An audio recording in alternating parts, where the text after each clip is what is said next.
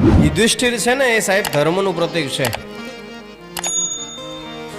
ભીમ છે એ બળનું પ્રતીક છે. અર્જુન એ જ્ઞાન છે.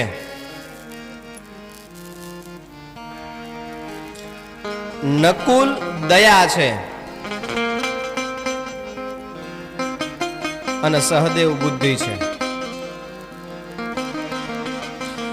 ધર્મના આસન ઉપર બેસવું હોય, કોઈ રાજ્યને સંભાળવું હોય તો એના માટે સૌથી પહેલો ધર્મની જરૂર પડે.